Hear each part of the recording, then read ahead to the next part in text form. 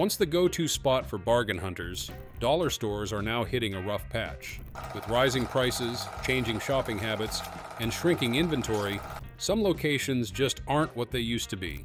In this video, we're diving into dollar stores that are falling apart in 2025. 1. Family Dollar. Family Dollar is having one of those years where everything seems to go wrong at once. Imagine walking into your neighborhood Family Dollar and half the shelves look like a tornado hit them. The fluorescent lights are flickering like something out of a horror movie, and there's only one cashier for a line that stretches all the way to the back of the store. Well, turns out this isn't just bad luck. It's actually the beginning of the end for hundreds of these stores across America. Dollar Tree, the company that scooped up Family Dollar back in 2015 for a jaw-dropping $8.5 billion, is now throwing in the towel on a huge chunk of its investment. In 2024 alone, they shut down 600 Family Dollar locations. And they are not stopping there. Another 370 closures are already in the works, bringing the grand total to nearly 1,000 stores getting the axe. That's not just trimming the fat, that's slicing off entire limbs. When Dollar Tree first made the deal, it looked like a power move. They thought they were expanding their empire with a smart buy, but it quickly turned into a case of buyer's remorse. The two chains never really clicked. Running Family Dollar was like adopting a high-maintenance pet that just kept tearing up the furniture and setting the kitchen on fire. The business models clashed, the branding got muddy, and instead of creating a retail dream team, they ended up with a dysfunctional duo. What makes this all the more painful is that Family Dollar was supposed to be the fancier version in the dollar store family. While Dollar Tree stuck to its everything for a dollar gimmick, Family Dollar offered a wider range of products at slightly higher prices. It was meant to appeal to families looking for value without feeling like they were scraping the bottom of the barrel. But somewhere along the line, the identity crisis kicked in. Customers didn't really know what to expect anymore. Were they bargain hunting, or just paying more for the same off-brand dish soap? Now, with all these closures, the fallout is hitting small communities the hardest. In a lot of neighborhoods, Family Dollar wasn't just a convenience, it was the only affordable option around. Losing it means families have to drive further, spend more, and scramble harder just to get the basics. It's a cruel twist for a chain that once promised to make life easier. So yeah, if your local Family Dollar looks like it's falling apart at the seams, it's probably because it is, and at this rate, that closed sign on the door might be permanent. Dollar Tree itself isn't exactly riding high either. While Family Dollar is grabbing all the headlines with its massive store shutdowns, Dollar Tree is quietly trimming the fat too, closing 30 of its own locations. Now, that might sound like a drop in the bucket compared to Family Dollar's bloodbath, but for a chain that once felt invincible, it's a definite red flag. This is the same company that made us believe you could survive an apocalypse with just a $20 bill and a shopping basket full of knockoff snacks, party supplies, and mystery brand toothpaste. But here's the catch. Dollar Tree's entire identity is built around the idea that everything costs exactly $1, not a penny more. That was the magic. It wasn't just a store, it was a game. You would walk in, grab anything you wanted without doing the math in your head, and still walk out feeling like a financial genius. But those glory days are fading fast. Inflation is the silent killer here. Prices for goods have gone up, shipping costs have exploded, and suppliers are basically telling retailers, if you want our stuff, you're going to have to pay more for it. So Dollar Tree finds itself stuck between a rock and a hard place. Either start selling junk nobody wants just to keep the $1 promise, or raise prices and risk losing the one thing that made them special. Some stores are now experimenting with $1, $25, $1.50, even up to $5 price tags. And let's be honest, it just hits differently. That sense of everything's a steal disappears fast when you realize your plastic spatula now costs as much as one from Walmart, except it's flimsier and smells weird. The charm of the dollar store is starting to wear thin, and loyal customers are noticing. What's even sadder is that Dollar Tree used to be the king of doing more with less. They didn't need flashy ads or celebrity endorsements. They just popped up in places where people needed a break. Rural towns, city corners, low-income neighborhoods. and gave them a place where every dollar stretched like elastic. No confusing sales, no price tags to decipher, just shelves of things that cost $1. That simplicity was their superpower. But now, they are weighed down by the 8,000-plus family dollar stores they inherited, a brand that never quite fit the Dollar Tree vibe. They are juggling rising expenses, awkward pricing changes, and shoppers who are a lot more selective than they used to be. It's a messy balancing act, and even though they are not collapsing like Family Dollar yet, the cracks are definitely showing. The irony is, the company that made dollar stores cool again might also be the one proving that the golden age of the dollar store is slowly fading. And let's be real, it's kind of a bummer. Dollar General is like that kid in class who acts like they have everything figured out while secretly panicking about their upcoming test. On paper, Dollar General still wears the crown in the dollar store kingdom, with over 20,000 stores spread across 48 states. That's more than McDonald's has locations, seriously. But dig a little deeper, and you will see some cracks starting to form under all that yellow signage. In their most recent earnings report, CEO Todd Vasos announced they are shutting down 96 Dollar General stores and 45 pOpshelf stores in just the first quarter of 2025. Oh, and they are also converting 6 more pOpshelf stores back into regular old Dollar Generals. That's over 140 closures in a single quarter, yet the company is doing its best to make it sound like a totally normal spring cleaning. Vasos called it part of a store portfolio optimization review, which is just a fancy way of saying, some of our stores are underperforming so badly, we had to cut the cord. And while they are quick to say this is less than 1% of their total locations, let's be real. Closing 140 plus stores isn't exactly a minor blip. It's a sign that their decade-long expansion spree might have gone a little too far. Dollar General opened stores like they were planting flags, sometimes putting them just a few miles apart, even in towns that couldn't support one, let alone 2. Now they are stuck with a bunch of underperforming outlets that either cannibalize each other or never made sense to begin with. Then there's the whole pOpshelf experiment. If you haven't heard of it, pOpshelf was Dollar General's attempt to tap into the bougie on a budget crowd. Think trendy vases, cute throw pillows, and decorative signs that say, "Live, laugh, love," all at bargain prices. The idea was to pull in suburban shoppers who wouldn't normally be caught dead in a traditional Dollar General. It was supposed to be their answer to Target and other discount lifestyle brands. But apparently, those shoppers weren't as interested in discounted succulents as corporate execs hoped. Now they are closing 45 pOpshelf locations and quietly morphing a few others back into regular Dollar Generals. Translation? The glow-up didn't quite work out. Maybe customers weren't looking for upscale dollar stores. Maybe they just wanted their toothpaste, chips, and toilet paper without the Pinterest vibes. Either way, the big pivot back to basics says a lot. What's really going on here is a classic case of an identity crisis. Dollar General is trying to figure out what its customers actually want in 2025. Are people still desperate for the cheapest possible prices, or are they willing to pay a little more for something that feels less, well, depressing? Dollar General seems to be leaning back toward bare-bones affordability, but all these closures suggest they are not completely sure which path to take. For now, they are still the biggest name in the game. But if the biggest player is suddenly yanking stores off the board, it's a not-so-subtle sign that the dollar store industry as a whole might be going through more than just a rough patch. It might be facing a full-blown identity meltdown. Big Lots is having what you might call a full-blown existential crisis. The company filed for Chapter 11 bankruptcy and is planning to close 150 locations, which is basically admitting that their whole business model might be broken beyond repair. Big Lots was never technically a dollar store.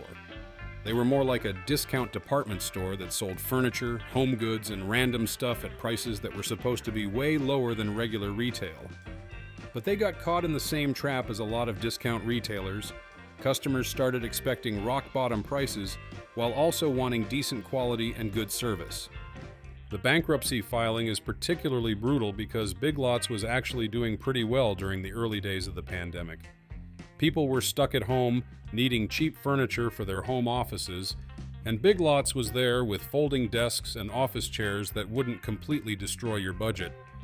But as the economy reopened and inflation kicked in, customers started shopping around more, and Big Lots couldn't compete with the convenience of Amazon or the selection of Target and Walmart. They were stuck in this weird middle ground where they were too expensive for people who just wanted the cheapest possible option, but not nice enough for people who were willing to spend a bit more for quality. What makes Big Lots' situation even more interesting is that they were trying to reinvent themselves as a home goods destination right up until the bankruptcy filing. They invested heavily in furniture and seasonal items, thinking they could become the go-to place for people who wanted to decorate their homes without spending a fortune. But it turns out that when people are buying furniture, they either want it to be really cheap or they want it to last forever. Big Lots furniture was in that awkward middle zone where it cost more than disposable furniture, but wasn't built to last like the expensive stuff. The 150 store closures represent thousands of jobs lost and entire communities losing a shopping option, which shows how the struggles of discount retailers ripple out far beyond corporate boardrooms. Walmart closing stores might sound like the least surprising thing ever, since they are constantly opening and closing locations as part of their massive retail empire. But the 6 closures in 2024 told a more interesting story about how even retail giants are struggling to figure out what works in today's economy. The closures included stores in California, Maryland, and Ohio, with Walmart specifically citing that these locations did not meet financial performance expectations. When the world's largest retailer can't make money at a store, that's usually a sign that something fundamental has shifted in that area's economy or shopping patterns. What's particularly fascinating about Walmart's store closures is that they are happening at the same time the company is planning to build or convert more than 150 stores over the next 5 years. This isn't a company in retreat, it's a company that's being extremely picky about where it puts its resources. The stores they are closing are probably in areas where online shopping has completely taken over, where the local economy has declined, or where competition from other retailers has made it impossible to turn a profit. Meanwhile, the new stores they are planning are likely in growing suburban areas where they can capture new customers who are moving away from urban centers. The San Diego store closures are especially telling because California has some of the highest operating costs in the country, between labor laws, real estate prices, and regulatory requirements. When Walmart spokesperson Brian Little told customers they could still shop online or visit other nearby locations, he was basically acknowledging that physical retail stores are becoming optional in a way they never were before. Walmart has the infrastructure to serve customers through multiple channels, but smaller retailers like dollar stores don't have the same flexibility. If a Dollar General or Family Dollar closes in your neighborhood, you can't just hop on their website and get the same experience. This gives Walmart a huge advantage, but it also shows how the retail landscape is splitting between companies that can afford to be everywhere at once and companies that are stuck trying to make individual stores profitable in an increasingly difficult environment. 6. Walgreens. Walgreens is going through what might be the most dramatic retail meltdown of 2025, and it's happening right under everyone's noses. The pharmacy giant is shutting down some 200 stores by 2027, with 500 of those closures happening this year alone. That's not just a few underperforming locations. That's like erasing entire cities' worth of drugstores from the American landscape. CEO Tim Wentworth keeps talking about creating a healthier store base, which sounds nice until you realize he's basically admitting that 1 out of every 7 Walgreens stores is so broken they can't be fixed. What makes this whole situation absolutely wild is that Walgreens used to be everywhere. Seriously, there was a running joke that you couldn't drive more than 2 miles in most American cities without seeing those red and white signs. They built their empire on convenience, being the place you could grab prescription drugs, snacks, and random household stuff without having to trek to a big box store. But somewhere along the way, they forgot that convenience only works if people actually want to shop there. Their stores became cluttered, expensive, and weirdly depressing places, where half the shelves were locked behind plastic cases to prevent theft, and the other half were stocked with overpriced versions of things you could get cheaper, literally anywhere else. The really crazy part is how Walgreens managed to mess up during a pandemic when everyone needed pharmacy services more than ever. You would think a health crisis would be great for business at a pharmacy chain, but instead, Walgreens spent the pandemic years watching customers flee to CVS, independent pharmacies, and even grocery store pharmacy counters. They tried to reinvent themselves as a healthcare destination with mini clinics and wellness services, but it turns out slapping a blood pressure cuff in the corner of a store that smells like industrial carpet cleaner doesn't exactly scream premium healthcare experience. Now they are stuck with thousands of expensive leases, frustrated customers, and a business model that doesn't make sense in a world where you can get most of their products delivered to your door for less money. Party City's collapse is like watching the fun police shut down America's birthday party.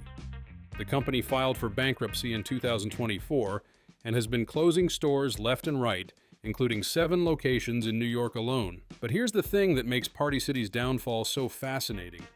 They didn't just sell party supplies, they sold the idea that every occasion deserved to be celebrated with cheap plastic decorations and helium balloons. For decades, they were the go-to place for everything from kids' birthday parties to office retirement celebrations, and now they are basically admitting that Americans either don't want to party anymore or they have found better ways to do it. The timing of Party City's bankruptcy is almost poetic. They are closing stores right as we're coming out of years of canceled celebrations, postponed weddings, and virtual birthday parties. You would think there would be pent-up demand for party supplies as people try to make up for lost time, but instead, Party City is shuttering locations faster than you can say, "Happy birthday." What happened is that during the pandemic, people figured out they could order decorations online for way less money, or they just got used to smaller, more intimate celebrations that didn't require a whole store's worth of themed nonsense. Plus, younger generations are more environmentally conscious and less interested in buying a bunch of plastic junk that's going to end up in a landfill after one use. The store closures are hitting small communities particularly hard because Party City was often the only place for miles where you could get last-minute party supplies. In places like Salina, New York, where they're closing the Northern Lights Plaza location, families are now looking at hour-long drives just to buy birthday decorations for their kids. It's creating these weird situations where parents are stockpiling party supplies or having to plan celebrations weeks in advance because they can't just run out and grab what they need anymore.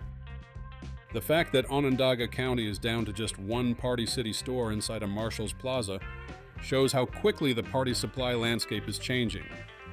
These stores used to anchor strip malls and shopping centers, bringing in foot traffic for other businesses, and now those spaces are sitting empty, leaving landlords scrambling to find tenants who can fill the void left by deflated balloon sales.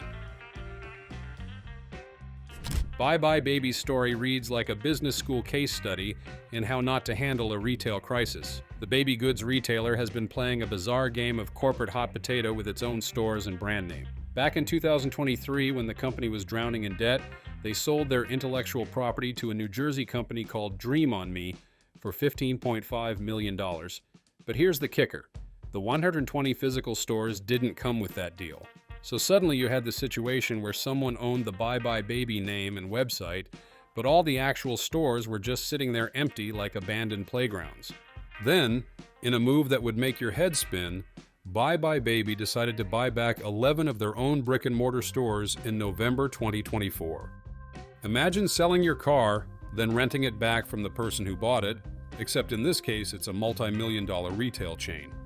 But plot twist, they have now decided to ditch those physical stores again and go completely digital. It's like they can't make up their mind about whether they want to be a real store or just a website that used to have stores. The whole thing has left employees, customers, and landlords completely confused about what's actually happening with the brand. What makes this situation even more absurd is that Buy Buy Baby was supposed to be the premium option for baby gear. Parents would go there expecting expert advice, the ability to touch and test products before buying, and that whole "we're here to help you navigate parenthood" experience. But when you are constantly opening and closing stores, selling off parts of your company, and changing your business model every few months, it's pretty hard to convince new parents that you are a stable, trustworthy place to buy cribs and car seats. New parents are already anxious enough about making the right choices for their babies. They don't need the added stress of wondering if their favorite baby store is going to exist next month. The shift to digital first might make financial sense on paper, but it completely abandons what made buybuy BABY different from just ordering stuff on Amazon. Now they are just another website selling baby products, competing with giants like Amazon and Target, who have way more resources and better logistics networks. Macy's is trying to pull off what might be the most optimistic spin in retail history. They are closing 150 stores through 2026, with 55 locations already shut down by the end of 2024, and somehow their chief financial officer, Adrian Mitchell, is acting like this is cause for celebration. He actually said they are very pleased with the traction and progress, which is like being happy that you only lost half your friends instead of all of them. But here's what makes Macy's situation so interesting. They are not just random closures, they are strategic cuts designed to save a brand that's been struggling to stay relevant in American culture for over a decade. Macy's used to be the anchor store that made shopping malls viable. People would plan entire shopping trips around going to Macy's, and while they were there, they would hit up all the other stores in the mall. The annual Thanksgiving Day parade, the flower show, the elaborate Christmas window displays. Macy's wasn't just a store, it was an institution that marked the seasons and holidays for millions of families. But somewhere between the rise of online shopping and changing consumer habits, Macy's lost its magic. Their stores started feeling dated and cluttered, their prices couldn't compete with discount retailers, and their selection couldn't match the convenience of ordering everything online. The store closures are creating a ripple effect that goes way beyond just Macy's employees losing their jobs. When a Macy's closes, it often signals the beginning of the end for entire shopping centers. These stores were typically the biggest tenant in malls, paying the highest rent and drawing the most foot traffic. Without that anchor, smaller stores struggle to survive, food courts empty out, and before you know it, you have another dead mall adding to America's growing collection of retail ghost towns. The 150 closures represent not just the downsizing of one company, but the continued transformation of how and where Americans shop. Macy's is betting that fewer, better stores will be more profitable than trying to maintain a massive footprint, but they are also gambling that there will still be enough people who want to shop in department stores to make the remaining locations viable. Best Buy's slow-motion retreat from the American retail landscape is like watching the end of an era in real time. After laying off hundreds of employees in 2023, the electronics giant is continuing to close stores in 2025, shrinking from over 900 locations to something much smaller and more focused. They have shuttered around 70 stores over the last 3 years, which might not sound like a lot compared to other retailers on this list, but for Best Buy, each closure represents the admission that their original business model is fundamentally broken in the age of Amazon and direct-to-consumer sales. Best Buy used to be the place where you went to actually see and touch electronics before buying them. You could compare different TV models side by side, get advice from sales associates who actually knew something about the products, and walk out with your new gadget the same day instead of waiting for shipping. But then something funny happened. People started using Best Buy as a showroom and Amazon as a checkout counter. They would spend time in the store figuring out what they wanted, then order it online for less money. Best Buy tried to fight this trend with price matching and exclusive deals, but it turns out it's really hard to compete with a company that doesn't have to pay for expensive retail real estate and can sell everything at razor-thin margins. The store closures are hitting hardest in smaller markets, where Best Buy was often the only place to buy electronics locally. In these communities, the closure of a Best Buy means people have to drive hours to find comparable selection, or they are forced to buy everything online without being able to see it first.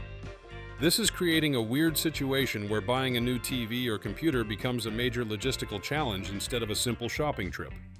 The remaining Best Buy stores are trying to reinvent themselves as service centers and experience destinations, with more focus on installation, repair, and high-end demonstrations. But it's unclear whether there are enough customers who value those services to keep hundreds of large retail spaces profitable.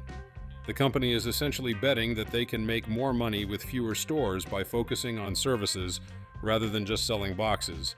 But every closure makes them less convenient for customers who might then just default to ordering everything online anyway.